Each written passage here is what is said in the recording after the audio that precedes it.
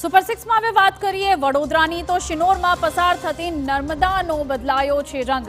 ઉપરવાસના પાણી નર્મદામાં ભળતા જ રંગ થયો છે ભૂરો। અવિરત વરસાદના કારણે નદીમાં નવા નીરની આવક થઈ છે।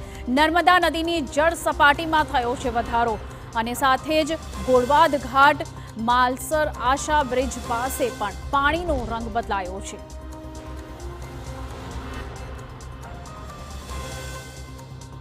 વડોદરાના શિનોરમાં ભારે વરસાદ બાદ રસ્તા બંધ કરવામાં આવ્યા છે। કુકસગામથી દામાપુરા ગામ તરફનો રસ્તો જળમગ્ન થયો છે। ભારે વરસાદના કારણે ખેતરોમાં પાણી ફરી વળ્યા હતા। રસ્તાઓ અવરજવર માટે બંધ થતા વાહન ચાલકોને હાલાકી પડી। ગ્રામજનો અને ખેડૂતોને પણ અવરજવર કરવામાં મુશ્કેલી સર્જાઈ।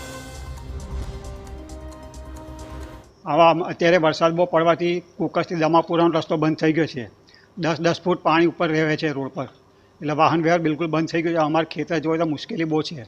બીજું અમારે કુકસથી ફોફળે જવું હોય હોસ્પિટલમાં, કંઈ દવાખાને અથવા પોઈચા જવું હોય, સ્ટેચ્યુ જોવા જવું હોય તો બધું રસ્તો વ્યવહાર બંધ થઈ ગયો। 10-12 ફૂટ પાણી રહે છે।